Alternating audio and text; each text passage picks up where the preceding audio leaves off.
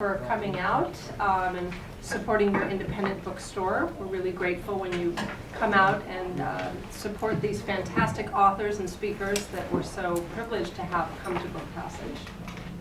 My name is Melissa Sestaro, and I have the pleasure of introducing a very dynamic duo, Judy Melinek and T.J. Mitchell.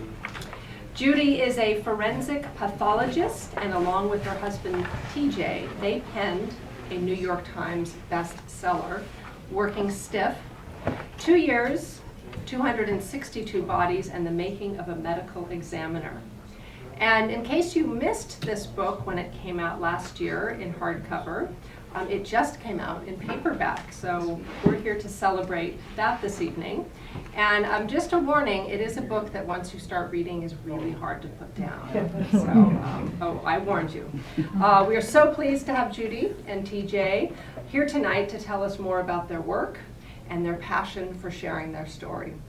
Please join me in welcoming Judy and TJ to Book Passage.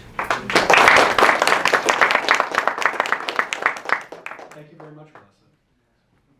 We love this store. We were here in August also when the hardcover came out, and that time we had to come with our 3 children who are 15, 12, and 9, and they took very good care of the kids, stuck them in the office, let them do homework, got them on the Wi-Fi, and so this place we think very warmly of. So thank you for that lovely intro. Let me tell you a little bit about us and the writing of the book, and then we're going to do a 6-minute reading from the opening chapter. The opening chapter is called This Can Only End Badly.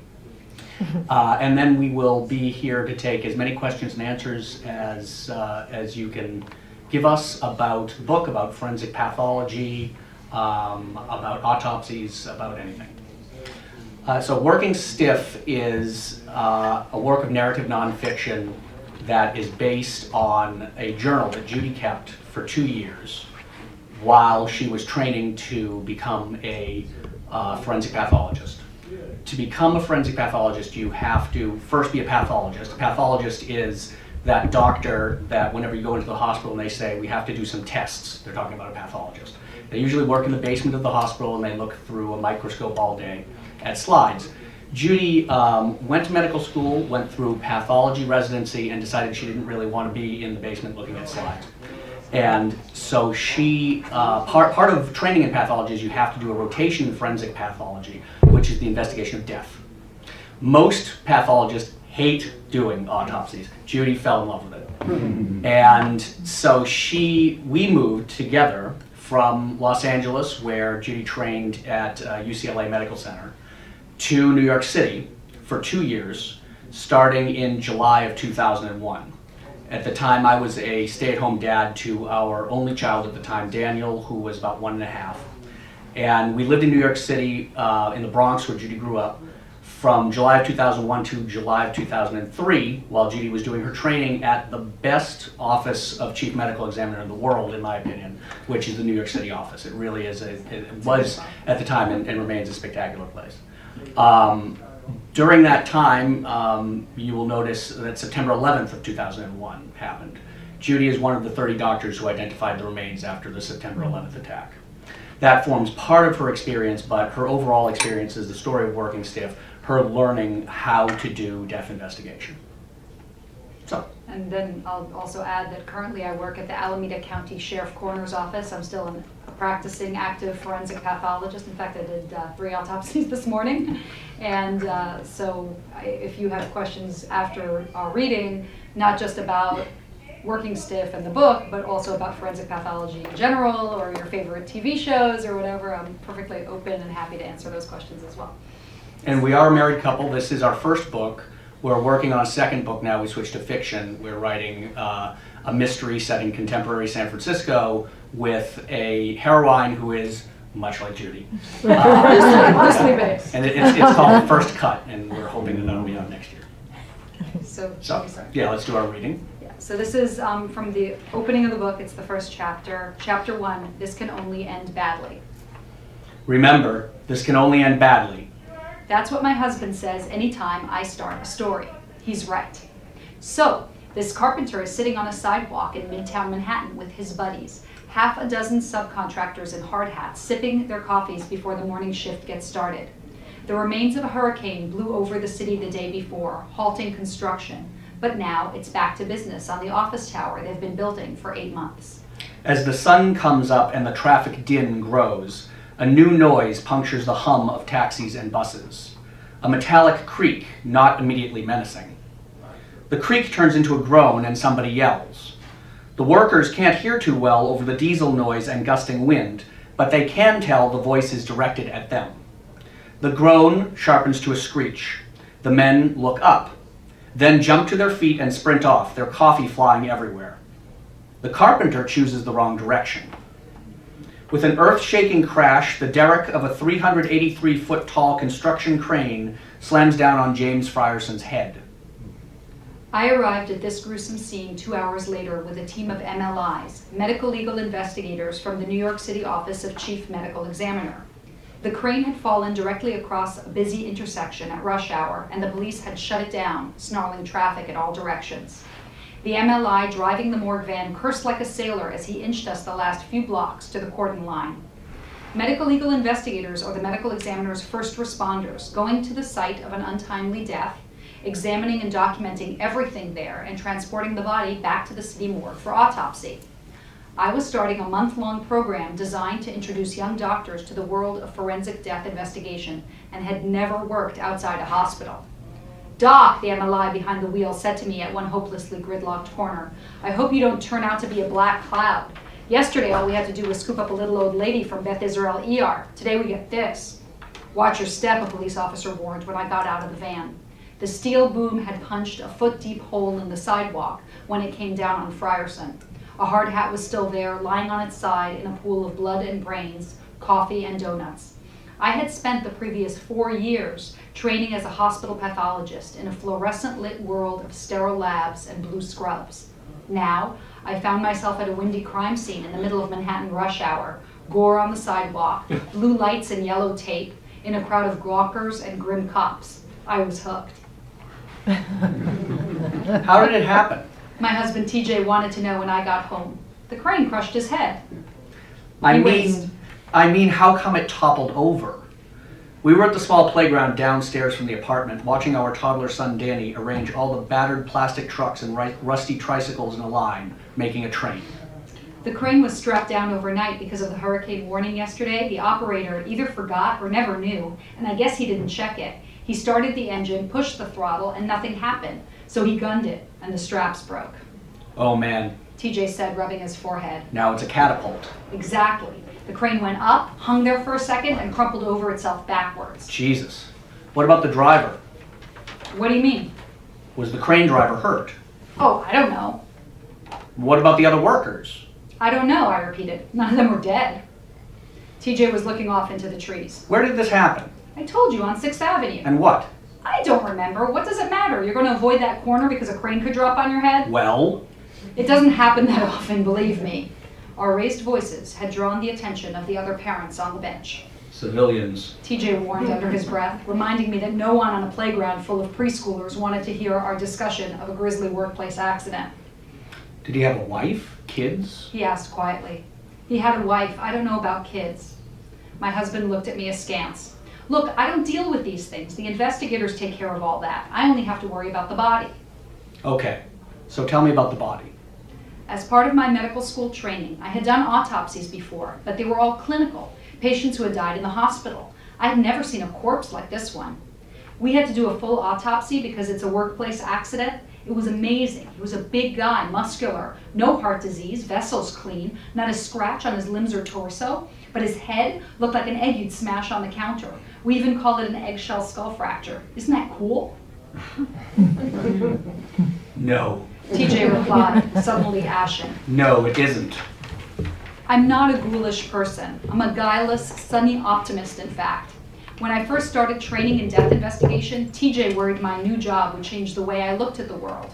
He feared that after a few months of hearing about the myriad ways New Yorkers die, the two of us would start looking up nervously for window air conditioners to fall on our heads. Maybe we'd steer Danny's stroller around sidewalk grates instead of rolling over them.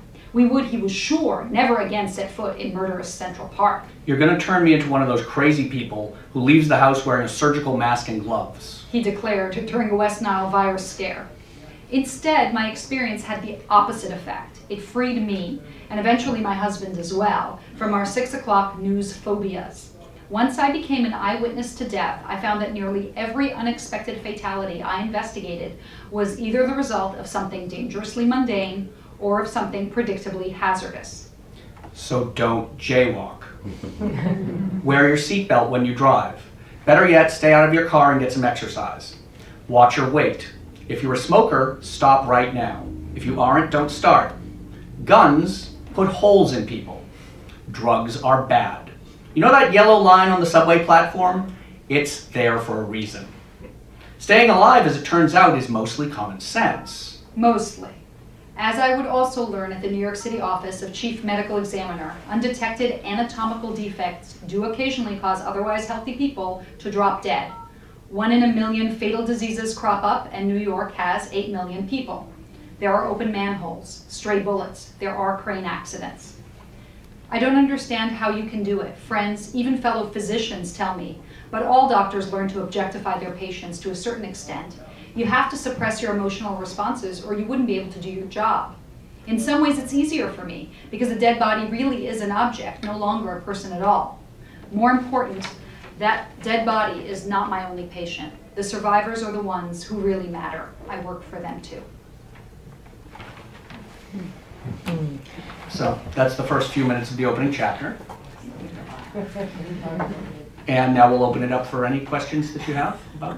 Whether it's about working stiff or about forensic pathology or something that you saw on CSI last night, we're open. We're open to anything. Yes. You have to deal with attorneys.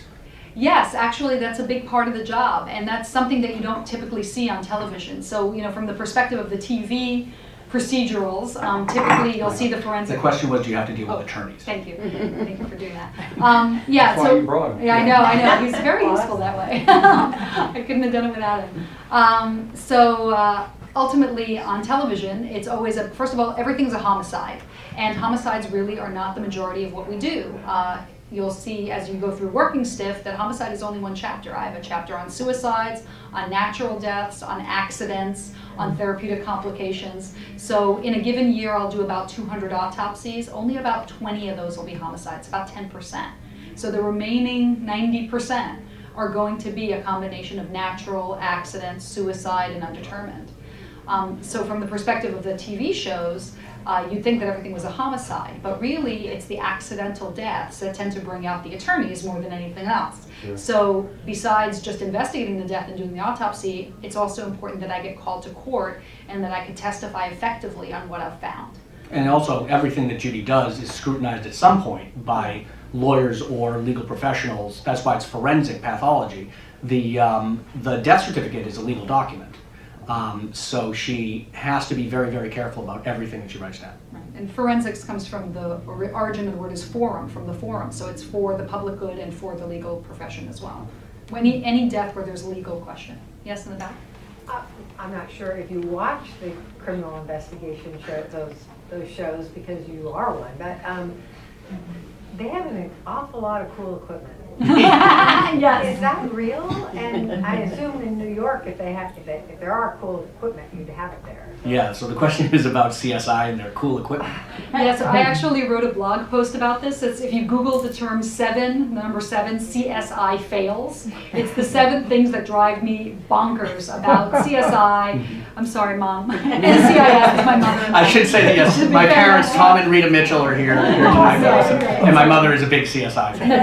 NCIS. NCIS. I know, it's NCIS. And she doesn't let me in the room when she's watching it because I end up going, oh man, that's not good. She's like, shh, you're ruining it for me. And he doesn't let me watch them either because I end up throwing things at the TV. But the issue with the cool equipment, I remember going to an American Academy meeting where Kathy Reichs. The American Academy of Forensic Sciences. Forensic Sciences, and it's a professional organization. And for those of you who are fans of Kathy Reichs, she's an anthropologist. In fact, she was, I think, vice president of AAFS for a year or two.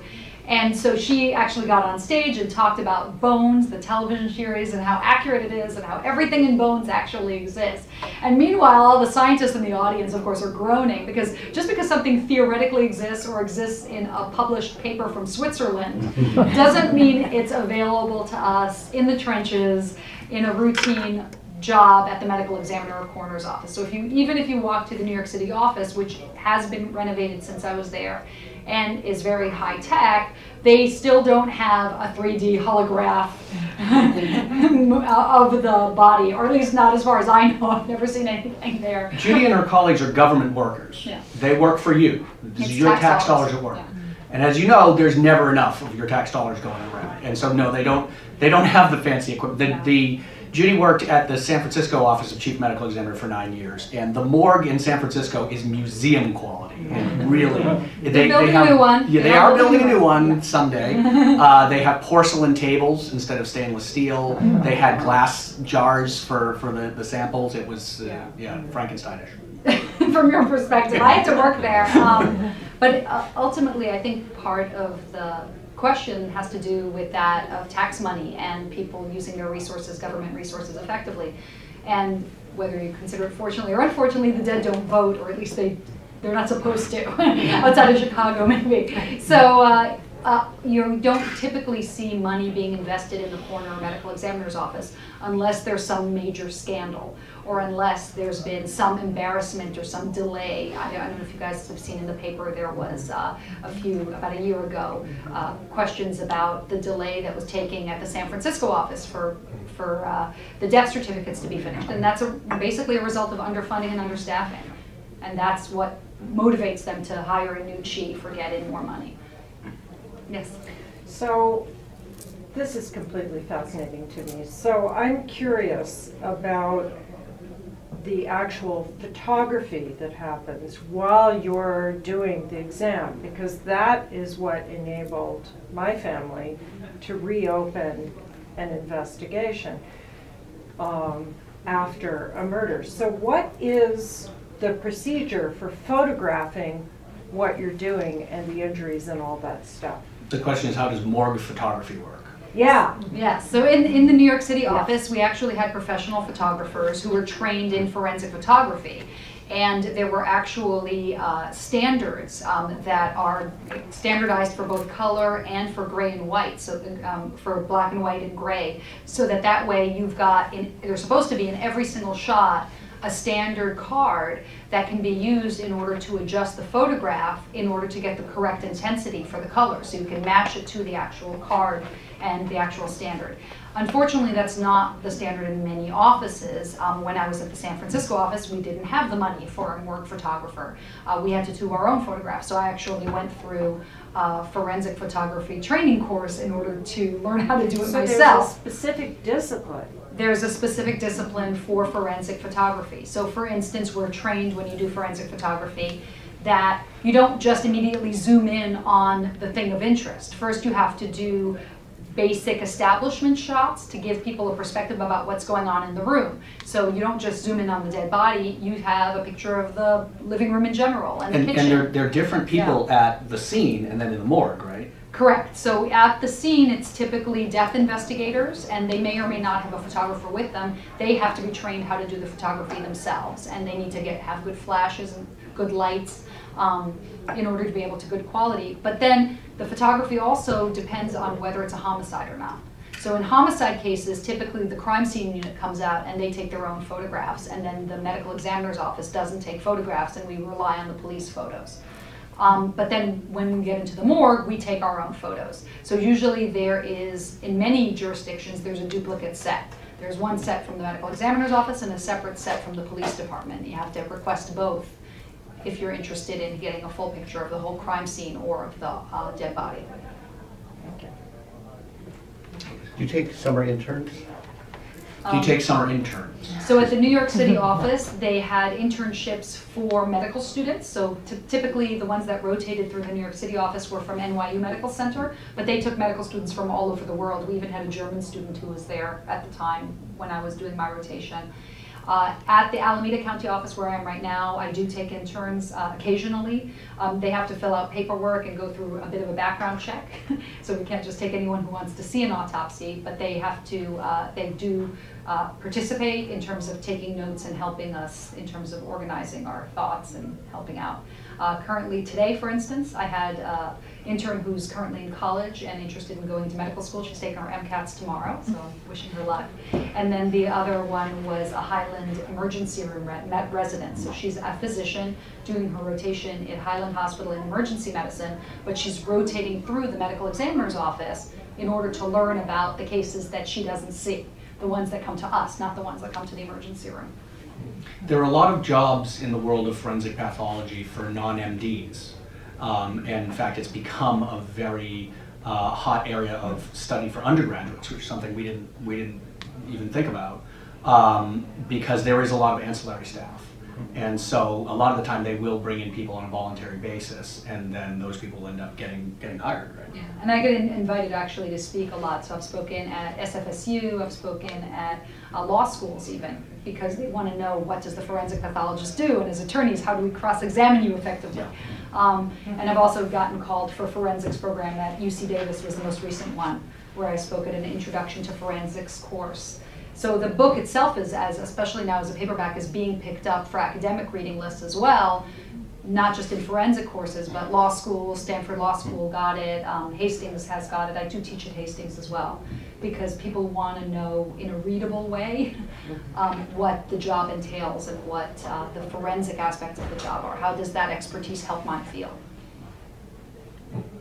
Yes? The strangest things I've ever come across or heard about is someone who's died for 28 minutes and they zipped him up in the bag, wheeled him into the morgue or whatever, and then he came back to life. Is that possible? So Is it possible to be dead for 28 minutes and then come back to life? So there are instances where you'll read in the paper or it'll be on the nighttime news where someone was thought to be dead and brought to the morgue and then discovered to actually be alive.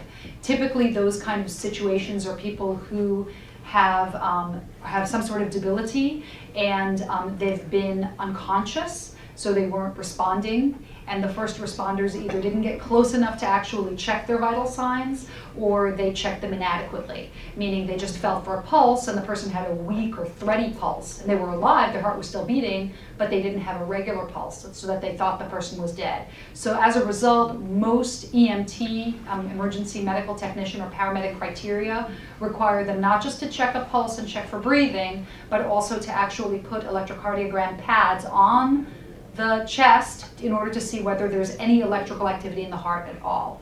But I have seen situations where, especially if it's a homeless person or a person who dies and they're a hoarder and there's a lot of stinky stuff in the house, that first responders have just assumed that they were decomposed because of the smell and didn't do the full checking. And then the person reanimated, but they weren't actually dead. They were just not properly assessed initially. And there are no national standards for this sort of thing. It's all local policy, not even law.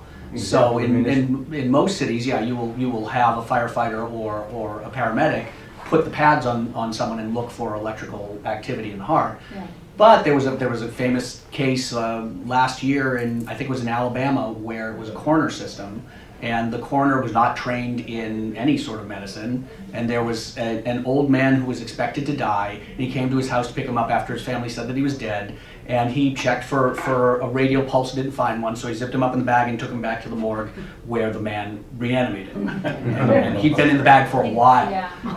And he was alive for a little while longer, and then he really did croak. Yeah, and typically that's what happens in those kind of cases where someone is that bad off that they appear dead, then even if they do get resuscitated, they may not be long for this world anyway. It's unlikely that they necessarily would have survived if they were at that state in the first place. Yeah, but the term he won't fog a mirror is not really enough, you know. Right.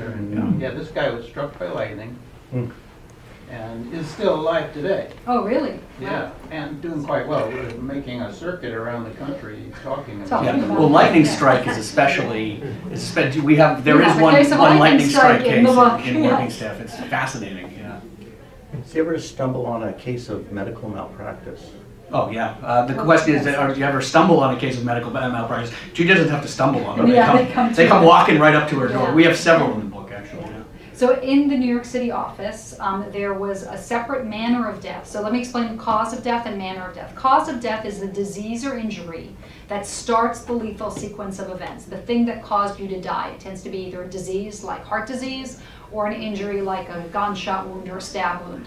And a manner of death is a classification of the cause. So for instance, if you have a gunshot wound and the gun accidentally went off, then the manner would be an accident. If you shot yourself intentionally with the attempt to end your life, that would be a suicide. And if somebody else shot you, that would be a homicide. And if you died of a natural disease, then the manner would be natural. So the options are natural, accident, homicide, suicide, and undetermined. But when somebody goes into the hospital for a routine procedure and they end up dead, then the question is, did they die because of their underlying natural disease, or did they die because the doctor screwed up? And that realm of doctors messing up can either fall into the realm of natural or accident. Well, in New York, we had a separate category called therapeutic complication. And a therapeutic complication was the doctors didn't have to screw up. They could do everything that they needed to do, but there was a known and expected complication from the procedure. So it didn't quite fall into the natural realm, and it didn't quite fall into the accident. If the doctors really did screw up, it would be an accident. And if they were negligent, grossly negligent, it can even be called a homicide. And we have one of those cases in the book as well. But it's also important to remember that when Judy calls something a homicide, that doesn't mean the person's being charged with murder. Homicide to a medical examiner means death at the hand of another, period. Whether there's a crime to be charged is up to the DA, right?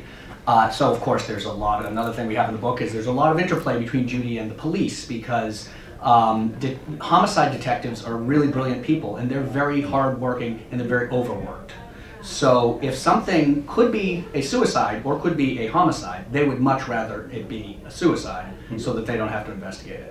And Judy does butt heads with them occasionally in the book. Right, and the worst possible thing is undetermined, because Yeah. there's actually a classification that was New York only, which was called CUPPY, Cause Undetermined Pending Police Investigation, meaning that I think I know what killed him, but I need you guys to do some more work. And if we called something a CUPPY, then they had to produce paperwork every day to their sergeant saying what they had done on that case that day. Yeah. So all I had to do was threaten that She it didn't would pull be a that trigger CUPPY. on that. No, we know. You don't want to push it too much, but if you've got a case where you genuinely can't figure out what happened and you need to get the police to investigate, that was one way of doing it in New York. That But was also one just way of because doing if it. something is medical malpractice and it's not a homicide, it's an accident, that doesn't mean the family can't sue. Yeah. You know, so. Yeah, and the death can even be natural and you could still have a lawsuit. For instance, if a guy comes into the emergency room and complains that he's losing weight and that he's got a sore throat and that in the process the medical student finds out that he's peeing too much and eating a lot,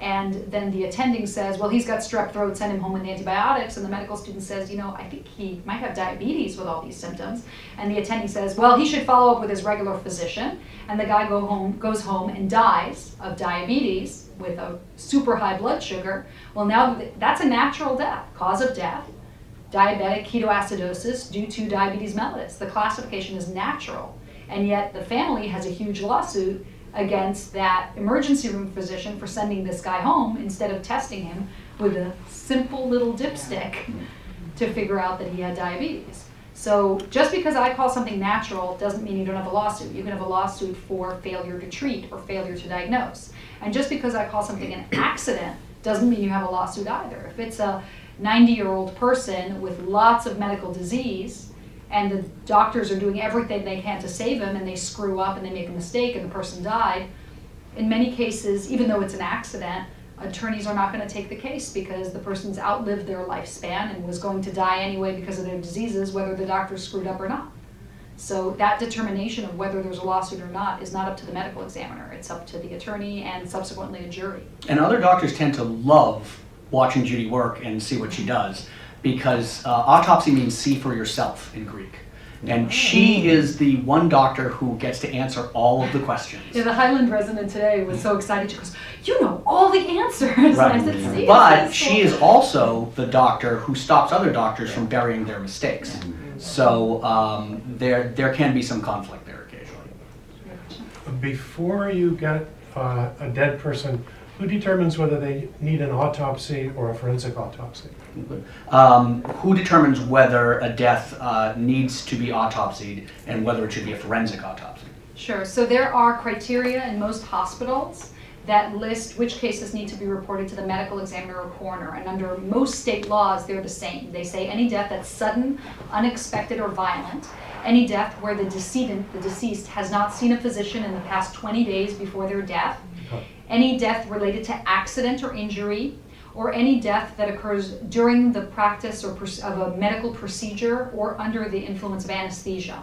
So there's a whole list of these things, and if a person dies at home, or if a person dies on the street, automatically gets reported to the coroner or medical examiner. If they die in the hospital, then the physician who declares the death gets given this thing called, at UCSF hospital, they call it a death packet.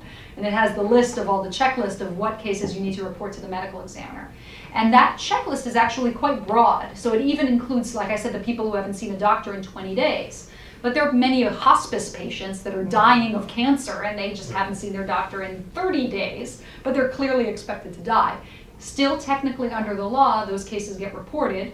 The medical examiner then says to the physician, are you comfortable certifying this death? Do you have any concerns that there's any kind of injury? And if the doctor says no, it's fine, I'll write the death certificate, then it goes out. But if the doctor says, you know, I'm not comfortable with his care at the hospice facility, or I'm concerned that the parents, you know, poisoned him or whatever, then that case will be referred to the medical examiner. Or there's bed sores, and I don't know if that's normal for this extended an illness, or if it's an indication that he wasn't cared for. Of neglect. So any questions that get raised either by the family or by the physician then get referred to the medical examiner. So then it's up to the medical examiner to decide what to do with the case. First of all, to bring it in or not. In some cases, we don't bring them in if there's a known documentation of medical history and we tell the doctor, you've got to sign the death certificate. In other cases, we'll bring them in, but we'll only do an external examination. So if a person has, for instance, devastating trauma and they crash their car into a pole, we will just sometimes do an external examination, document the injuries, take blood for toxicology, and not do a full autopsy. And in other cases, depending on the scene and the circumstances and whether there's foul play involved, then we'll do an autopsy and collect specimens or evidence if we need to. So it's decided on a case-by-case basis. Would you speak to the collaborative efforts on how the book was written? Sure. My mother would like us to speak. So the book was written. Judy kept a diary for the entire 2 years. We lived in the Bronx, and she worked in near NYU, in Lower Midtown Manhattan. And she would commute by either bus or train every day and have an hour commute each way.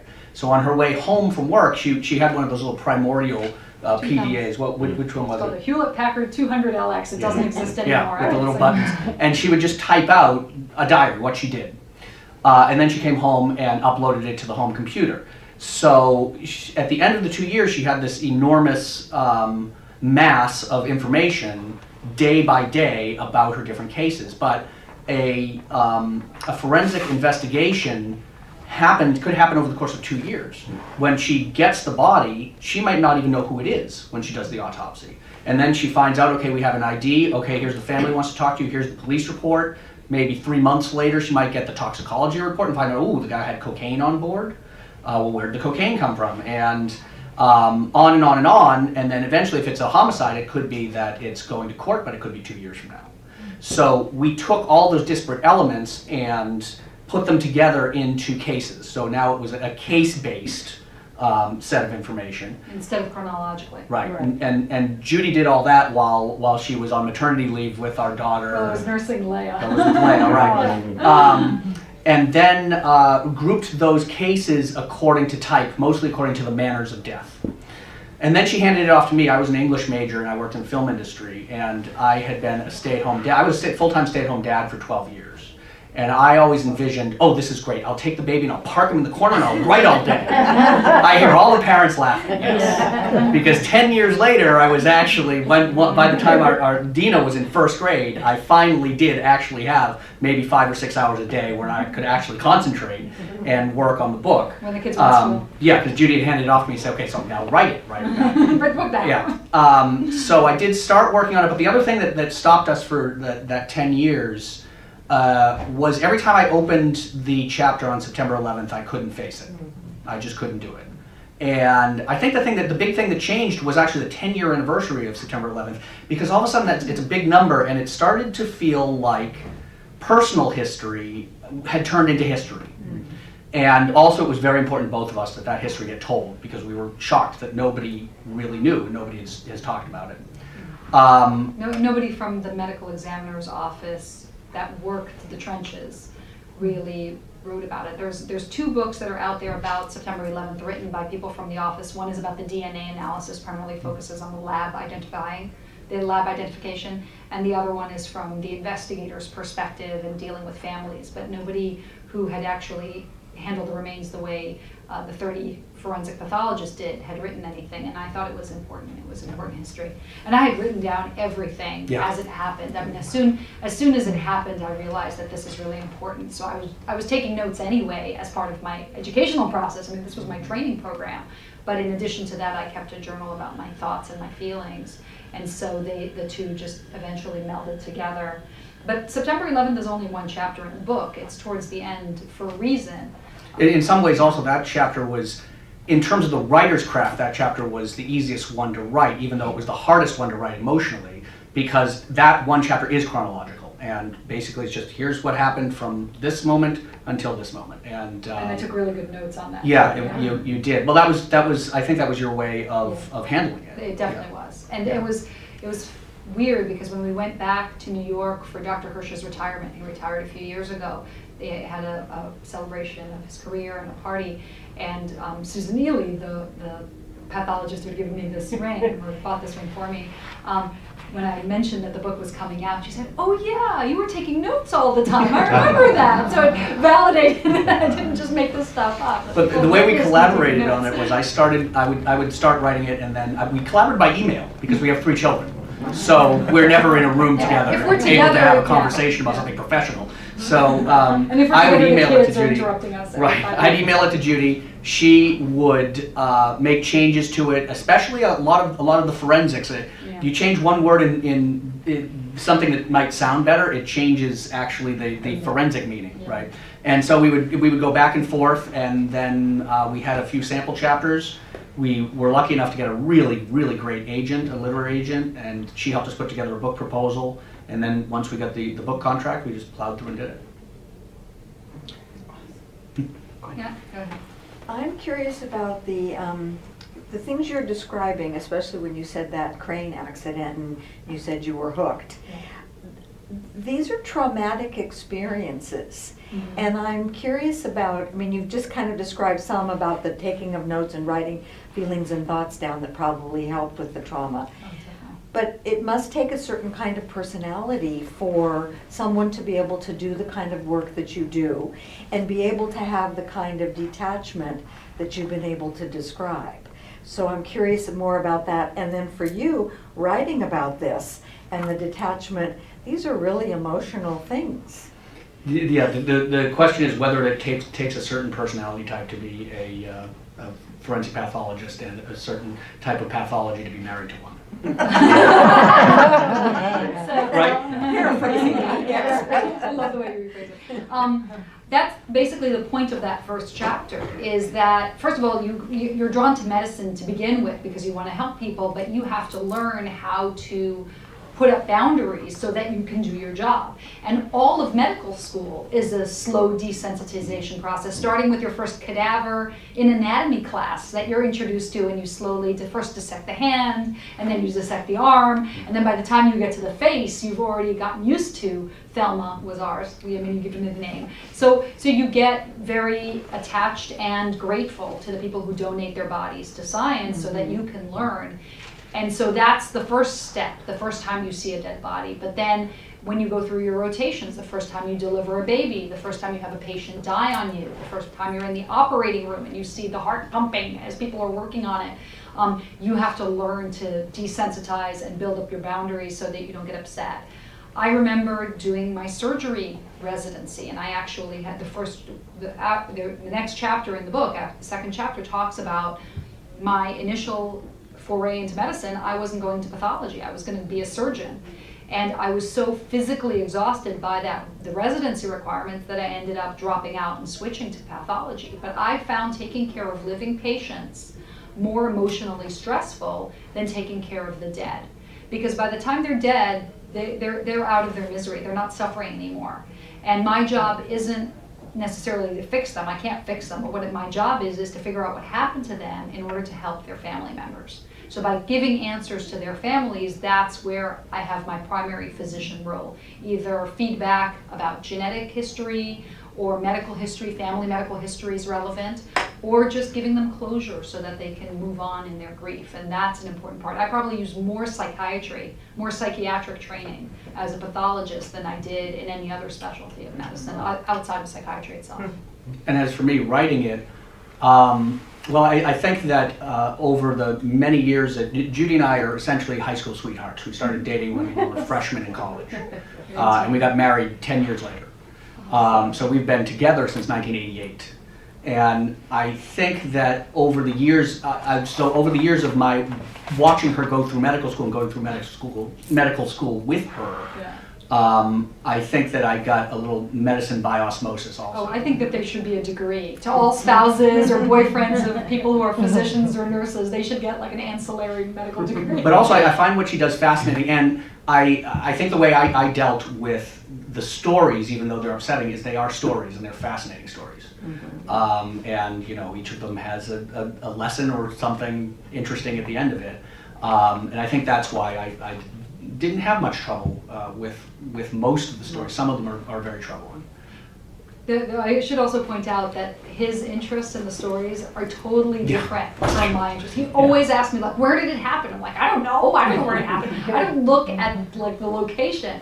But for somehow, TJ's really into maps, so it's like he wants to know where on the map did it happen. And or she'll tell me about this fascinating homicide, Right. and then I'll ask her a couple months later, hey, what happened to that guy who got shot? And she says, I don't know. You don't go find out? She says, no, I got a lot more work to do. I don't go lurking around the DA's office asking about old cases. I would if I were her. Yeah, and sometimes the cases, I never hear back about them. Either they never caught the perpetrator, or if they caught him, he pled out and made a deal. So I just never get called to court. I wouldn't even know about it. I only get called if I have to testify. So then I get the follow-up. You had a question about? I did. Have you been able to watch an autopsy? Have I been able to watch an autopsy? I did. I watched one when Judy was in medical school. She wasn't you were pathology. No, I was a post-sophomore fellow. Post-sophomore fellow. So, it was my year, so she was doing a year of pathology during medical school. And we lived in Los Angeles, where she was at UCLA Medical School, and I worked in the film industry. And this was on the weekend, wasn't it? It was on the weekend. I was supposed to go in, and we were going to buy a bicycle that day. That's right. Remember? Yes. And I promised you I'll get out. I'll do it really quickly, and then we can get the bicycle in the afternoon. Just come meet me at UCLA. I'm an avid bicyclist, so the idea of buying her a bike, I was all excited Exactly. about it. Yeah. So he shows up, I think at like 1 o'clock. In order to go, so we can go shopping for the bicycle, and I haven't even started the autopsy yet. There was some problem with the paperwork, we didn't have the consent, I don't remember what the details were, and I apologized profusely. I said, listen, I can do it in the next hour, it'll go a lot faster if you help me. If you'll come and help. You don't have to do anything, you don't even have to look, I just want you to be on the board, and I'll tell you stuff to write down, and you just scribe, you write down for me, and that way I don't have to like clean up and write things on the board. You can take some of the burden off of me. So I figured, okay, all right, I can do that. I can write on a blackboard. And I go in, and the case was a little girl, and not a baby, but she was probably about 8 or 10 years old, and she had a congenital heart problem, and had a lot of surgery. It's a hospital case. case. It was a hospital case. She'd had a lot of surgery, and so her chest and torso were kind of a mess once Judy opened it. But it was very, very disturbing and very hard to take. And I don't know how she does it every day. She did 3 autopsies today. You didn't mention the story. I don't know how she does it. The Dr. Well, yeah. So Braun. That's the best part. her boss, named Dr. Jonathan Braun, who's one of the great teachers at UCLA, he comes in while Judy's doing the autopsy, and she's like, "Who's this?" And Judy introduces me, and so now that he's got a civilian in the room, he's got to teach, right? So he basically drags me over and says, "Okay, now you reach in there, and you feel it. That's the duodenum. Here it feels like a chicken neck. I don't care." Dr. Braun, he really doesn't. It's okay. He doesn't have to. I didn't pass out. I was wondering what would happen if I vomited into that mask, but it didn't happen. And that is the only autopsy I have been a part of until God forbid my own. That's the only one I'm going to ever be in that room. I do want to say one more thing though. At the end of the autopsy, when we finished, and it was like 3 o'clock. It wasn't even that. And we had lunch before we started. He said, "Wow, I'm really hungry." And I said, "See, see, because every time I get on the autopsy, it's physical labor. It's a lot of physical labor. And you don't realize it, but you're standing around. So when I pointed out to him, I was, you see, it's really not that gross in the sense of that it doesn't affect your appetite because you're working and you get hungry. So that's the story.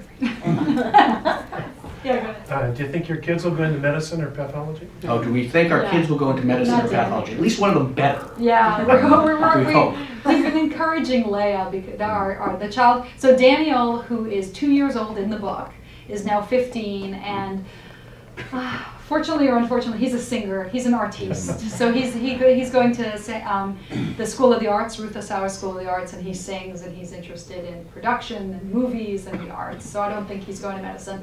Leia is the one who's most interested. She's the one who looks over my shoulder when I'm working on my cases, and I have like grotesque pictures on my iPad, and she'll look over and take a look. But she claims to not. Yeah, none of them profess any interest. Yeah. You know, you don't show any interest in what your parents do for a living, even if what your parents do is very interesting. And they don't. They're not excited about it. None of them says they want to be a doctor, but I'm going to push them hard. Well, I love it. It's a fun career, and I think that what's really been satisfying to me is I've had a lot of students come to me who have read the book, whether they're actually even middle school students, high school students, and college students have emailed me, reached out to me through the blog or other ways. I even have a blog post about what, if you're interested in forensics, what you should do at every level of your training. So if you're in high school, do this. If you're in college, do this. So they reach out to me because they're interested in internships, or they just are grateful for advice. And what we've discovered, at least with the high school students, is part of it is because they don't remember September 11th. For them, they were little kids when it happened. So for them, it's kind of like, for my generation, it would be equivalent to the JFK assassination, is that we know that that's important and that something significant and that happened, is something but we that don't have any changed the recollection. world. Yeah, that there's a things time changed. before this event and after this event. Right. And I only know the things after this event. Yeah, so I think that their interest in it comes from that, because that was when they were babies, that was when they were born. But then there's the subset of those who are, and they're kind of like my children. I have one who was an intern a few weeks ago at my office from Southern California, and she still texts me when she's going to do research or she's having an exam, and it's nice. They're like my children in many ways. I have another one. Yeah, sure. Do you ever have really confrontational attorneys when you're being interviewed in the courtroom? Does Judy face confrontational attorneys in the courtroom? I do, and that's part of their nature, and I know that the more confrontational and more obnoxious they're getting, they're actually losing the jury. Because in general, juries are very deferential and respectful to experts, and they get annoyed when attorneys get in your face and get obnoxious or get snide. So I know that the more obnoxious they get, the more nasty they get. That means that they feel like they're losing control, and it actually calms me down, and I get even more rational and more logical about it. Because they resort to ad hominem attacks when they have nothing else. So for me, training on how to testify was actually something that Dr. Hirsch did. So we actually were taught, sit and turn toward the jury. So even though the lawyer is over there, the jury's over here, look at the lawyer when he asks the question or she asks the question, but then turn your attention to the jury and talk to the jury and look at their faces and see if they're following along with you and if they're nodding. don't use medical jargon. Don't call it a myocardial infarct, it's a heart attack. Yeah, so use simple terminology that explains things to the jury but doesn't dumb it down.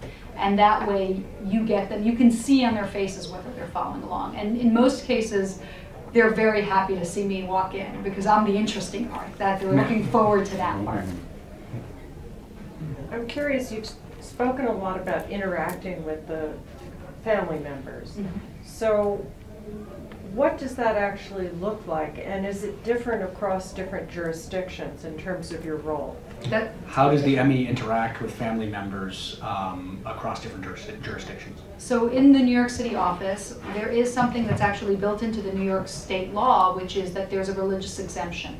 So that if people have a religious objection to the autopsy, they can object, and then they can even take it to a judge, and then the judge can rule whether or not an autopsy needs to be done. And in many cases, the judge will rule for the medical examiner to do the autopsy, especially if it's a homicide. The reason the laws exist in other states, very few other states have religious exemption laws. In California, we don't have one unless the decedent themselves files the objection when they're still alive.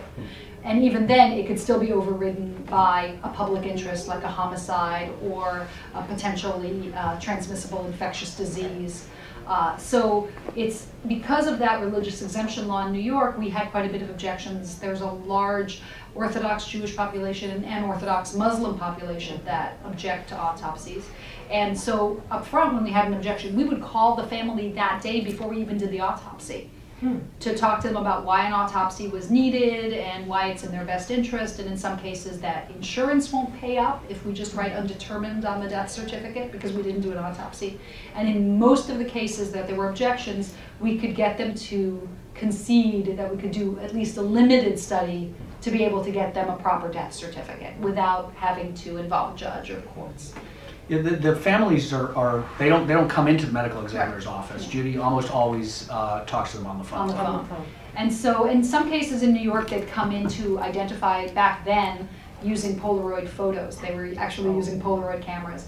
Now, That scene where the family comes and they pull the body out of a drawer, total fiction, happens nowhere. It doesn't happen. And the reason is because, first of all, it's very upsetting, and it's not a proper situation for viewing. Also, you don't want the parents or the family to be able to have direct access to the corpse and potentially contaminate evidence. So when viewings are done, they're usually done behind glass or behind a window where the family members don't have access. But in the majority of cases, they're done by photography.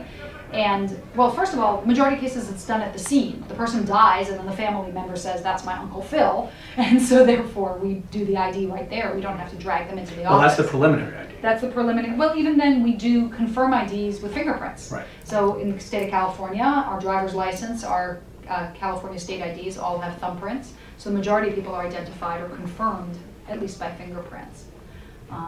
What was the question? I forgot. It's about interacting with families. Oh, interacting. And then the other thing in New York, but it's true of my job now, is when I finish the autopsy, if I have a finding, I will usually call the family. I was trained to call them. And the reason I do it is because I know that these people are waiting. And in many cases, if I just write pending on the death certificate, because I'm waiting for the toxicology, if I found a heart attack, I'm going to call them up and tell them there's a heart attack. Now, I don't know if that heart attack is because of cocaine or if that heart attack is because of the bad cholesterol. And the death certificate's going to say pending, and it's going to say pending for several weeks until the toxicology comes back. Another CSI fails. You don't get the lab results the same day. It takes a few weeks. But in the interim, the family is going to have a funeral. And people are going to come to the funeral and say, what happened? And they don't know what to say. So if I have Never a ask that finding, at a funeral, yeah, please. don't ask that. Yeah. But that said, if I have a finding that I can share with the family, even if the finding is I don't know what killed him, but I'm working on it, and this is what I'm going to do, I will still call them up and try to give them some sort of closure other than just pending. Yes. But families can request autopsies, correct? Families can request autopsies, right? And by the way, another thing I want to add about, if you have any questions about a loved one who dies in a jurisdiction and there's a forensic autopsy, call the doctor. People don't realize that they can call the medical examiner, and the medical examiner will most of the time talk to you as part of their job.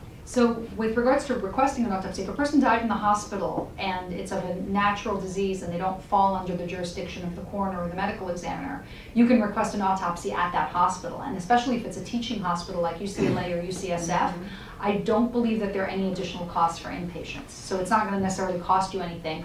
A lot of times they're trying to get their autopsy numbers up anyway to train their own residency staff. So it's a wonderful opportunity, even in the hospital setting, to give feedback to the doctors about whether the therapy worked or whether the diagnoses were correct. Well, I'm thinking specifically of, I know that it's maybe changed, but like Alzheimer's, the plaques, in the brain Right. itself you can't determine that before the person dies. I mean, it's maybe changing over time, but in the past anyway, the only way to determine if someone died from Alzheimer's was through an autopsy and see if the brain had those characteristics. So that is correct, that the definitive diagnosis of Alzheimer's is at autopsy. And in many cases, though, those cases don't necessarily come to the medical examiner, but they can be done in a hospital setting, or you can donate your body to science and then your brain can be taken to an Alzheimer's center where they're more than happy to be able to not only confirm the diagnosis, but also use it for research to see if they can cure the disease or prevent it or delay it. That said, in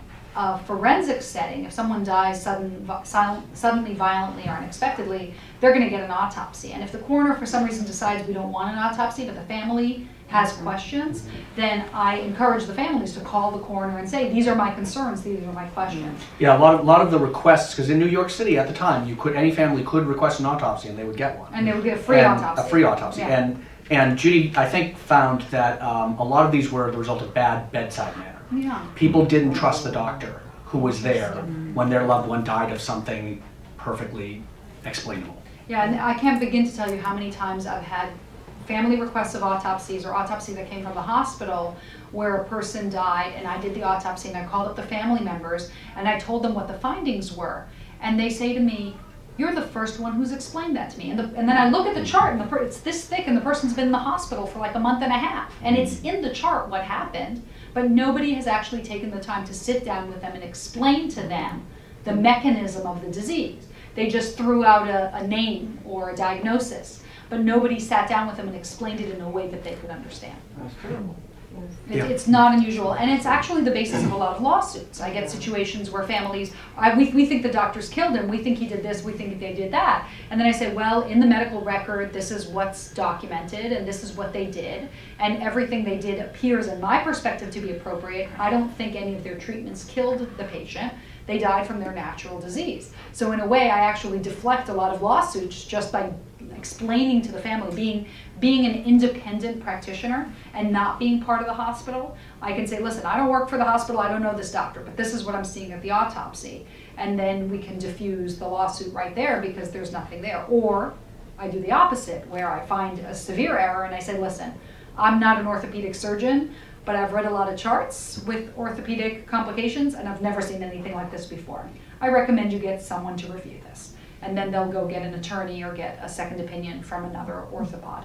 It's a failure of training and communication in medical school, I think, because a lot of the time these diagnoses are very complicated. We have one in the book of an elective heart surgery. I didn't know this until I wrote it. Elective does not mean optional.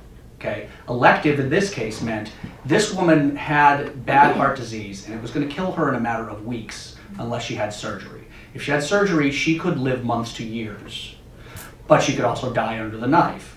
And that's what happened, she died under the knife. But nobody was willing to tell her angry brother exactly what I just explained. You know, that your sister, she was going to die soon. Yeah. And from his perspective, his sister was wheeled off into the operating room saying, She was fine. This was non-emergent, right? Yeah. She could have had the operation tomorrow, Yeah. and instead she goes in and comes out dead. And that's a failure of communication by doctors, I think. Well, you think from the financial office to the medical office, all the way down the thing, everybody would come out ahead if they did that explanation. They would have an interest in that, you're Yeah, right. they You know, would. if allotted 15 minutes per customer there to straighten it out. Yeah. But you also have to understand that there isn't a financial incentive to explain things. Because Yeah, there's no medicine, code yeah. for talking to a patient's I mean, if you family. spend an hour, and sometimes it is an hour that I will spend on the phone talking to them, explaining the pathophysiology, explaining the medicine, explaining the treatments, all the stuff that's in that medical chart, I will spend a good half an hour to an hour on the phone sometimes going through it with the family members, explaining the laboratory tests and why they had them. And if a doctor spends that hour, that's one less hour that they've spent with another patient or in the ER or in the operating room doing a billable procedure, doing something that they can bill. They don't bill for it. There's no billable thing for spoke to family after patient died. To head off a lawsuit. Yeah, to head off a lawsuit. Yeah. And so I end up doing it, and Would you I need to be head an off MD to lawsuits. do that capably? That's a good question. The question is, would you need to be an MD to do that capably? In some cases, yes, especially in the cases that I see, because they tend to be complicated. The ones that end up going toward litigation, the reason they're there is because they were complicated in the first place. I don't think that someone with a nursing degree, for instance, would necessarily be able to explain it. How long after you conduct the autopsy, what's the range of time that you keep the body, depending on cause of death?